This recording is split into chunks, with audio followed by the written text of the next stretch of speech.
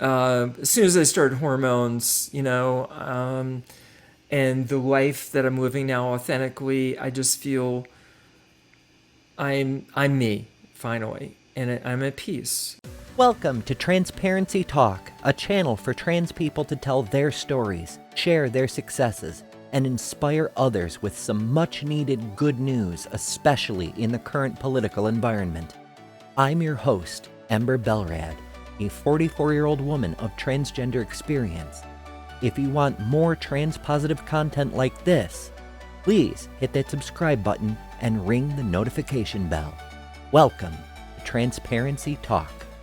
Today, I'm joined by Joy Iwancio. She is the coordinator of transgender support groups at the Center on Colfax, the largest 501c3 LGBTQ support organization in the Rockies. She is also a singer-songwriter and parent of another trans performer, Seattle's most popular comedian and DJ, Andy Iwancio. Joy, thank you for joining us to tell your story. Before anything else, how are things going for your transition? Oh, thanks for having me, Ember. Great question. I have been living full time for the last year and a half, Sweet. and I'm a late transitioner, as you can tell, and I am on a waiting list right now for surgery, and I'm hoping sometime next year this will happen. Very cool. My transition has been fabulous in that I haven't lost a single friend. I've made multitudes of new friends. And I'm saying to this, and I'll say it here to you, I am living the happiest days of my life right now. Hell yeah. That's fantastic. That's like, I don't even have words for how fantastic that is. I mean, it's relatable. You know, I'm happier than I've ever been, but I can't say the same about the friend situation. I'm so grateful for the ones who stuck around, but you never know who's gonna go, And that can be pretty rough. But on the flip side, you get to meet a whole bunch of new people who are interested in getting to know you, not just what you look like, which is pretty cool. Yeah, it is. As a parent of a trans kid myself, I'm very curious. Who started first? Yeah, she started first. Well, let's put it this way. So I was more gender fluid, probably more non-binary, in that I always dressed androgynous, and I also didn't fit into any normal male roles. I was always doing pretty much anything that a mom would do, raising my kids, right? So I'm already setting up non-traditional gender roles. I'm also dressing pretty androgynously. Now, is that out? Not necessarily. I think eventually I did come out to friends, but it was my daughter who transitioned first, and my daughter, Andy, the comedian, would also, from on stage, say, "Oh, and my dad's non-binary." And so I was like, "Yeah, okay, I'm non-binary." And because of my age, that wasn't actually a term that I grew up with, right? Mhm. Terms when I was growing up were extremely limited to words we probably don't even want to use anymore to describe transgender folks. Mhm. So when I had the opportunity, actually 2 years ago, when my marriage dissolved, I explored the whole non-binary world, and I was like, okay, what's non-binary really look like, and does it fit me, right? And I read a bunch of first-person accounts from non-binary folks. I attended some non-binary support groups. It was at that time that I realized that I would say first I'd say I'm non-binary, trans-feminine, but then after I got more into looking at the world and looking at myself, that I realized, no, I'm a trans woman. Now to get back to your original topic, yes, the original question, yeah, she came out before me, living full time, and in some ways, she'd always been waiting for me to turn into full time trans woman. One time I call her on the phone. I said, Andy, we have to talk. And she goes, dang, I thought you were finally going to ask about hormones. So she's been waiting. She's been waiting for me to blossom for a long time. And of course, she loves me and I love her. We talk as much as we can. Isn't it great though? Like, I mean, so when my oldest came out to me, they seemed, kind of worried-ish about how I might take it, and so I was like, we're fine. Not only am I a huge supporter of all the letters, but at the time I was presenting non-binary myself, and they took great solace in that. They're like, oh, okay, so you're definitely not going to be mad at me, And I'm like, why would I be mad at you for being who you are? That sort of thing. Yeah. But they got a head start on me. And so when it came time for me to look into hormones, I got in touch. I'm like, so how do I do this? That's funny. So parent asking the child for advice and wisdom. Yeah, it's pretty cool. And with Andy, of course, I was going to accept her, and she already knew because I was already presenting so much androgynous and non-traditional gender roles, and then also had a bunch of trans women friends that I would hang out with and have them over the house and everything. So it was a pretty early introduction to the transgender world, I'm sure, for our family. Was it hanging out with the group of trans people? Was it the non-binary support group? Was it something else that got you involved with the center on Colfax, the organization, like becoming a coordinator? I was actually back in Maryland to finish the divorce, and I was attending the Center on Colfax non-binary group online, and that's how I started my association with the Center on Colfax, because I knew about them and I knew that they had support groups and I knew I could attend online. And that's another note for our listeners, our viewers, is that in actuality, the support groups that we run online, we do not have geographic restrictions. So if you're ever interested, you look up our Center on Colfax to attend one of our support groups online. That's cool with us. That's very, very cool. And the link is in the description, but for anybody listening along, you can find them at lgbtqcolorado.org. Thanks, Ember. So to get back to that process, so I was attending that and I was plotting my way back to Denver because I had been living in Denver for 9 years and I wanted to get back. And so I looked for a job. I knew I had to have a job to afford the alimony that I'm paying. I had to have a job to afford to live in Denver. All right. So, lo and behold, the Center on Colfax has a job board. And I looked at their job board because now these are good folks. And there was a position for coordinator of transgender support groups. I'm like, oh my God, I could do that. And I'm transgender. So I applied, and then I came out for an in-person interview. They interviewed me, of course, the first interview online. The second was in person. I was out here looking for apartments. And that's when I said, well, I'm going to be out beginning of May to look at apartments. How about can we do the interview then? They agreed. So maybe I should have known then that they were pretty interested in me. With that kind of flexibility, that they were willing to wait. And then, by mid-May, I had the job. And so I moved out back to Denver June 1st of 2023. Real quick side story about the travel back to Denver was I didn't have much stuff at that point and just loaded one of these, the pods with what little I had, the smallest pod. And then in my car, packed the guitars, there was no way I was going to put them in a box to go across country. And one of my dear friends, Nicole, who I met at the transgender support groups, back in Maryland and DC back in the 90s. She volunteered to drive across the country with me. So we had a trans-America journey across for 3 days. And her support was just so fabulous. And of course we had talks, so like now I'm talking to my big sister about transition and everything. And it was beautiful. Nicole is just a lovely, generous human being and a great friend.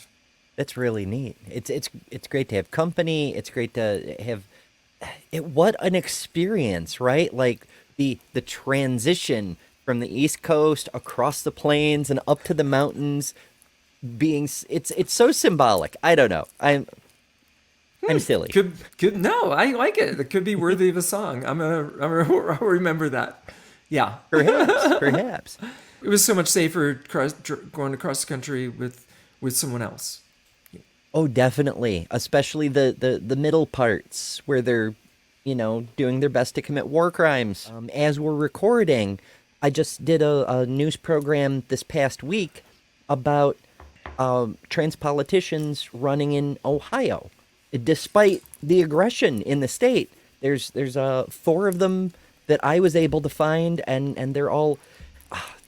There's potential even in the places that seem the darkest. So don't be dissuaded, but do be safe. Following another thread that just dropped on the table there, you mentioned the guitars. You mentioned writing songs. You are also a singer-songwriter. I imagine you've been doing that for a lot longer than trans has even been a thing, but do the two interrelate for you? I have written songs that where my first album. I have songs in there where I'm coming out. All right, the first song goes, if the clothes you wear don't fit the way you feel anymore, give them away. You don't have to hang on the threads. Oh, if the colors in your closet are as dull as a stockroom floor, give them away. You don't have to hang on the threads that don't last. That's the first song on my first album, right? So I was coming out in song, and as much as I could. The word joy appears in a bunch of my songs. And make a note, we'll get back to how my name came about. There's this song about I'm ready to take that leap. And it goes, today I'll be just who I want to be and live my life authentically. Nothing's going to hold me back. Trust me now, this ain't no act. I'm ready to take that leap now. And the first verse is, years ago I was a wallflower in a dance hall. Didn't have the guts I was sure I'd fall. Now I'd ask you for that dance. Choosing joy, I'd take that chance. So even these little things, they're just there. So I was always coming out in my songs as much as I could. And I've always presented androgynously when I performed. But I couldn't go all the way because I was afraid of losing my job, right? Yeah. My day job. And now, though, I have this quandary in that I've transitioned and I have this older material that's under my dead name. And now what do I do with that, right? So the way I've gotten around it for now is I took down some of the stuff. Some of it still exists. You could probably find my dead name, my old stuff somewhere. But generally what I've done is I took all the old tracks and then put them on Bandcamp under 2 album names. It's called The Beginnings of Joy, Volume 1, and The Beginnings of Joy, Volume 2. So that's how I worked the music angle. I am passionate about music. I'm passionate about listening to it. I'm passionate about talking about it. I'm passionate about playing it and writing it and performing it. I can tell when I was poking around the internets before our interview, I noticed that you've won a few awards, music related. Yes, and I guess I was raised to be humble. I was raised Catholic, and I try to still live with a certain amount of humility. So I feel a little embarrassed talking about myself. And plus, song contests are just so subjective. I mean, true. one day you could win one, and the next day you're bottom of the heap. The music community here in Denver certainly accepted me and celebrated me, and before and after transition. And I'm really happy about that. I didn't lose a single musician friend They've been wonderful to me. One more thing about, again, a gig that I love. It doesn't pay. It's the last Friday of the month. It's called Freak Train. And they're pretty much open to anything and anyone. So why I love that open mic, and it doesn't pay anything to me. I get one song generally. It's because it's in a theater and not some bar or sports bar or anywhere else where there's TVs all over the place and other things going on. It's in a theater. The lights go down, and they have this engaging MC who I love, Jeree Henshaw, fabulous performer herself. And I get up on that stage and I can feel the love coming from that audience. And I've taken other people, and now a couple of my trans friends have become performers there. That just goes to show how much we're accepted there and loved. And that's one of the reasons I go there every month that I can. That's really cool. You may not know it, but you're answering a bunch of the questions that I have prepared just in the course of the telling. Like, for example, one of them is a moment like you just described, where there's a surprising amount of not just tolerance, but acceptance and welcome, something along those lines. And that club, that's such an experience. That's one of the things I try to help people see, because that's the sort of thing that people have a hard time seeing within their own lives. To go beyond just accepted and tolerated to welcomed and embraced, that's really cool. Look, I've always been this way. I am an extrovert. I'm a community builder.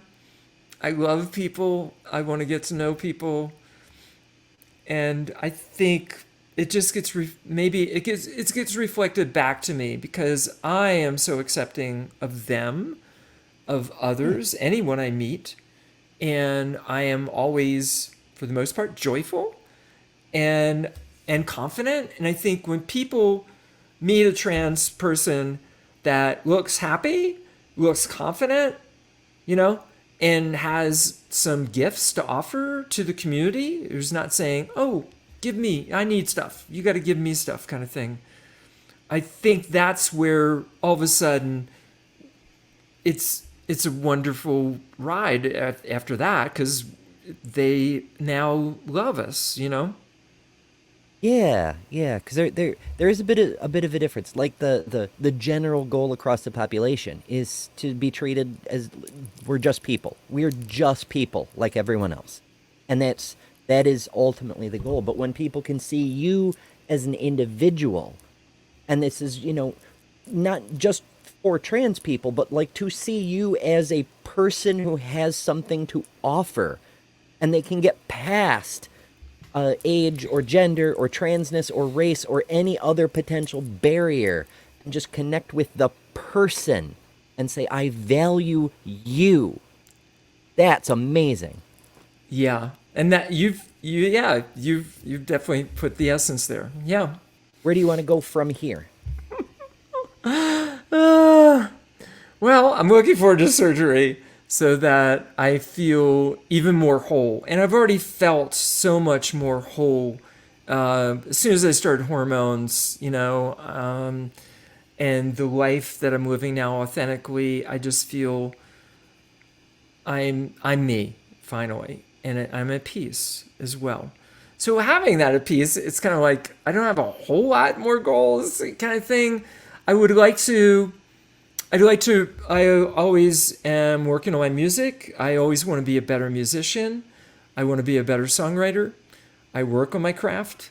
I'd love to do another album that has some new songs that I've written, including a couple on trans themes. Like one is a letter to my younger self. Other goals is I'm continuing my work at the center. I know that even if it came a time where I didn't need the money, I would still be working there. I believe in the mission that strongly. Am I going to change the world? Again, to stay positive, let's see how I can put this positively.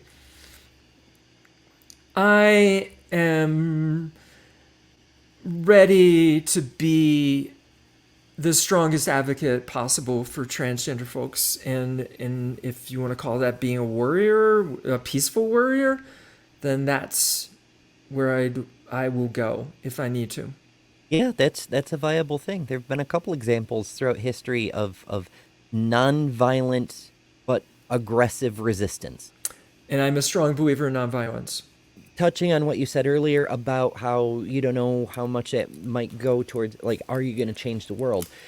The thing of it is, I am a sci-fi nerd, and I've read a lot of time travel stories. And in every time travel story, the people get all worked up about, you go back in the past. If you so much as sneeze wrong, you could make somebody glance to see what's going, and it'll change the whole course of history, and this and that and the other. That's, of course, it's hyperbole for the purpose of the story, but there's some truth to it. I have yet to meet a single person on this earth whose actions don't ripple out and affect the lives of people around them, who affect the lives of people around them, and affect the lives of the people around them. We can't help but change the world every day with every choice we make. That's the godlike power of being alive, is we influence the world. It would be wonderful if we could all be more mindful of how those changes might affect the future, but we can't, be considering what'll happen 1,000 years from now every time we decide whether we want cookies or donuts. But maybe if we took some time to be just a little bit more mindful now and then, especially with our interactions with other people, take a split second to choose kindness and watch how that ripples outward into the world. I promise you'll be impressed with how much you do change things. Oh, Ember, we're common spirits in that for sure. I believe all of that. If I'm interacting with anyone, my first thing, it's just my being. I don't have to actually think of it consciously, is to be kind.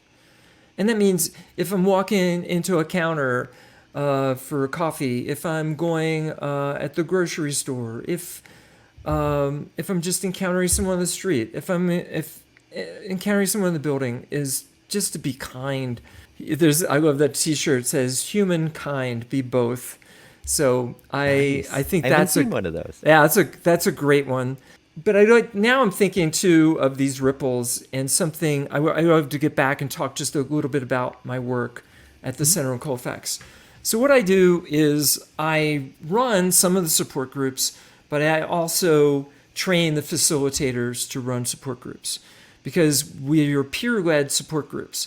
So in other words, I can't lead the trans-masculine group that meets on Wednesday nights. Okay. Because I'm not trans-masculine. It has to be someone who is AFAB and is now identifying more masculine. And so our groups are sequestered in that way to make them safe spaces and make people be welcomed that, oh, this is my tribe, right? Yeah. So we have on Tuesday nights, we have a non-binary support group. On Wednesday nights is a trans masculine group. Thursday nights is the trans women group.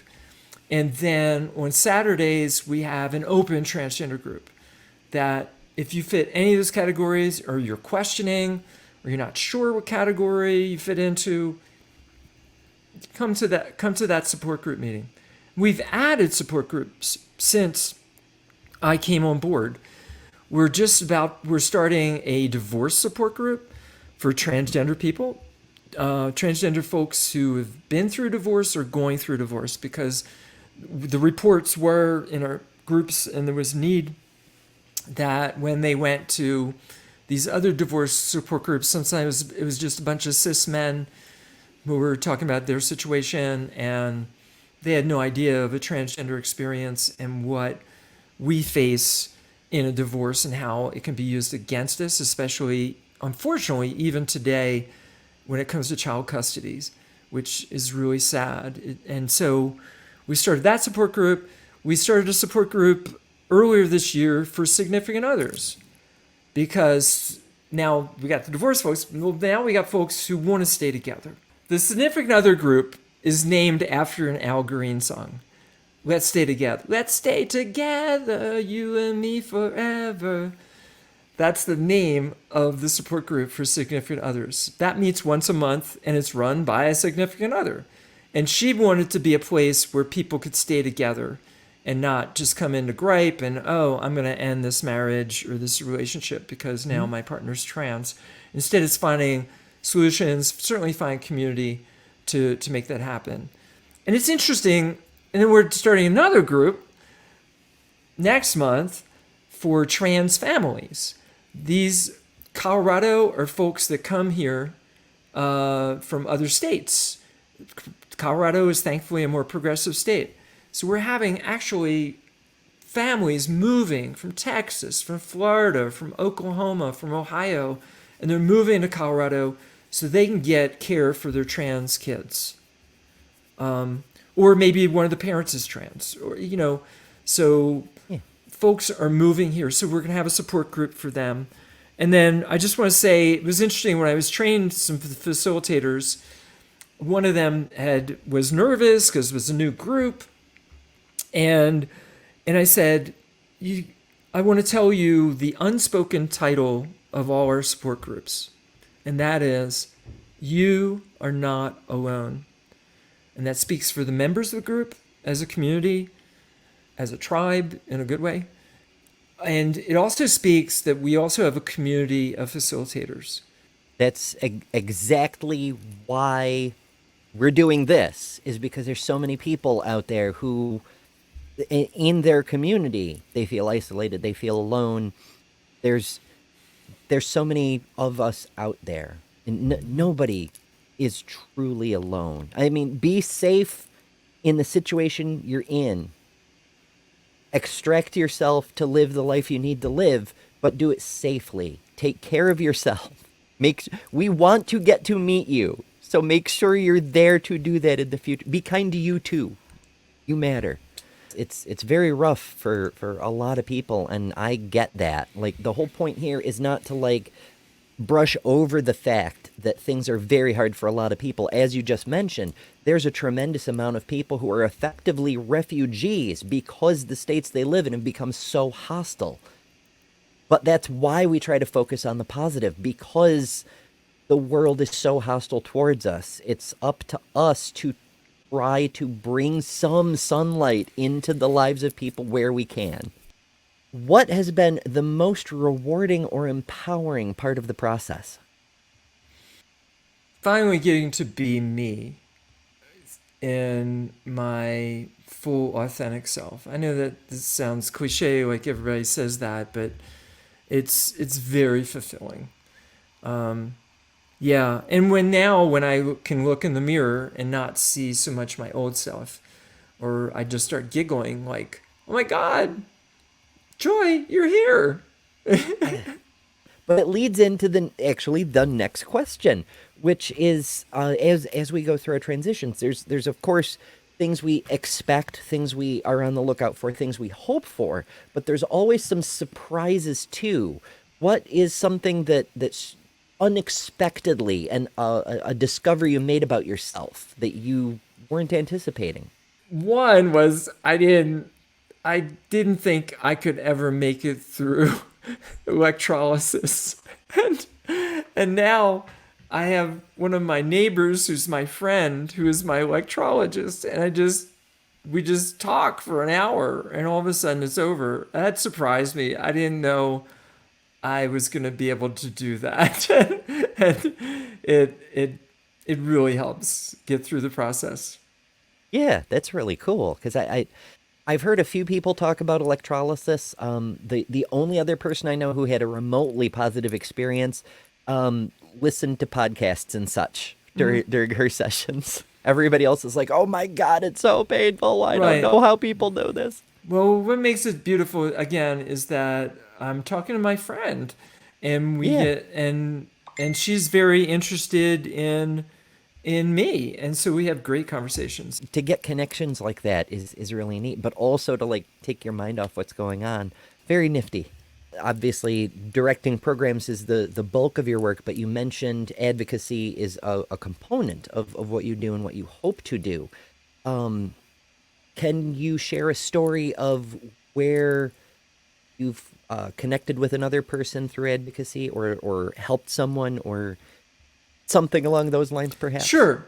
So, a great example, and this is top of mind because it just happened last week in my advocacy.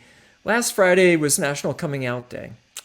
And I decided that in honor of National Coming Out Day, I was going to show the movie Will and Harper to my apartment building. We have this movie room. And to add to the advocacy, I invited 3 of my trans women friends to come so we could have an after-film discussion. The place was packed. And there was a lively discussion afterwards. And they saw it as a huge boost to their awareness, that they had no idea of some of this stuff that trans folks go through. And this movie helped. And then when we were there to also answer more questions and give them a sense of the full scope and actually the history of transgender people who've been around forever. So it's things like that. And I think the other thing is my advocacy is, for right now, is living out. So I don't hide the fact that I'm trans. I probably come out to too many people, kind of thing.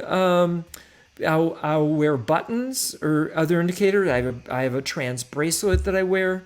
And so it just makes it more common for folks. They're like, oh, hey, that was a trans person who just came in here, and they're cool. And they treated me with kindness, is what we were talking about earlier. So, yeah, I'm an advocate. I've also done some workshops for folks. The Denver Center for Performing Arts, I actually was part of a panel on pronouns and the importance of that. And there, I was coming out to a whole room full of strangers, a couple hundred people. And like, okay, we're going to do this. It can be, there's pluses and minuses. All right, so there's a couple of things that I wanted to make sure to get to before we wrap up. The first was, you reminded me to ask you about the origin of your name. Yes. When my marriage dissolved, I had to put on a name tag for an event once. On the name tag, I wrote what I was looking for in my life. I wrote 2 words: more joy. And then the more I reflected on that name and thinking about what name did I want to take, I knew that it embodied me inside and out. And people will often come up to me and say, Joy, your name is perfect for you. And I'm like, thanks. And I'll say, I'm Joy inside and out, So I did legally change my name last year. And I actually I didn't even think about, oh my God, I got to take a middle name. Well, I wanted a middle name. So you don't have to. And I'm like, what should I choose? Well, I figured I had extra syllables to spend since Joy is only 1 syllable. And I took my grandmother's name because, from what I talked about with older relatives, is that her personality, her traits, I embody many of those positive traits that she had. And so I took my grandmother's middle name. So my full name is Joy Anastasia Iwancio. It's cool to have traditions like that, and I love that story on so many levels. Like, you can tell you're a songwriter because you've got like the storytelling element and the poetical element and the symbolic element, and like, this is what yeah. It's who I am. It's who I am. Yes. What message of hope or advice would you give to a young transgender person just beginning their journey? What I would tell a younger person, of course, is, I know there's the cliche of like, it gets better. But I would, in my song, what I said is, would you believe that all these wonderful things are going to happen to you? And just wait, okay? They're going to happen. To a younger person, I would, of course, we would say hang in there and everything. But I would say to a younger person, find your community. Find your community, because that's where people are going to accept you, support you, celebrate you, and understand you. So that'd be my number one advice to a younger person. Find your community. It's more than just not being alone, but finding a place where you're welcome. You know, this has been an unexpectedly multifaceted interview, because we're learning about you, we're learning about your transition, we're learning about this great nonprofit organization, which normally on other channels and other circumstances I'd do an entire episode just on the organization. It just there's a lot here, and that's why I'm all over the place. All right, well, before we go, I've got one more for you, and it's possibly the most important question. While there are surely ups, there are wonderful, wonderful, fantastic things that come from pursuing what you need to truly be happy. There's also really, really hard patches. How do you maintain your strength while navigating the challenges of being a visible member of the trans community? Great question. I hope this doesn't sound cliche, but I believe it comes back to self-care. If I've had a rough day, if I had a rough day for whatever reason, okay, it could be trans related, it could be some interaction with somebody, it could be some challenge that I'm facing.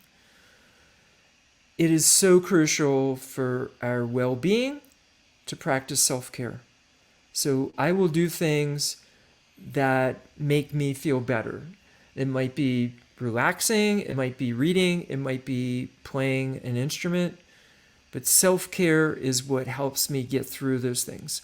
The other thing related to it, it's not self necessarily, but it could be considered self-care, is that reaching out to my network of friends. And I have the dearest friends that I can call up and just tell them how I'm doing without any filters, without having to dance around it, but to just tell it like it is. And their love and support carries me through some tough times. So friends are so valuable to have for self-care as well. Especially me. I'm an extrovert, right? So that works for me. Maybe other people just need all the downtime. Matter of fact, that's something I have to work on myself too. Is, oh my God, Joy, look at your calendar. If I looked up a calendar on my phone right now, it's just thing after thing after thing. And I need to just sometimes do some downtime. Very, very relatable. Alrighty. Well, Joy, thank you so much for sharing your story today. If people want to follow your ongoing journey and all the other stuff you're up to, where can we find you? Yeah, so probably the catch-all space is I'm old-fashioned. I have a website. Fortunately, I have a unique name. So it's joyiwancio.com, JOYIWANCIO.com. I also have an Instagram feed where actually I just generally do more photography there. That's another one of my vocations. And that is morejoy0101. That's where that is. Occasionally I might promote a gig there. But my website, and then, hey, I'm old enough to be on Facebook. So you can probably look me up on Facebook, Joy Iwancio. And there I do some maybe more journaling kind of things and new experiences. Excellent. You keep adding at me like I'm old enough to be on Facebook. Yeah, you know. Look, I work with young people. I work with a lot of younger people. In fairness to anybody who's feeling, a little creaky with that sort of thing, my youngest is still active on Facebook. So, it's fine. You're fine. Thanks. Alrighty. Thank you so much, Joy. Thank you all so much for watching.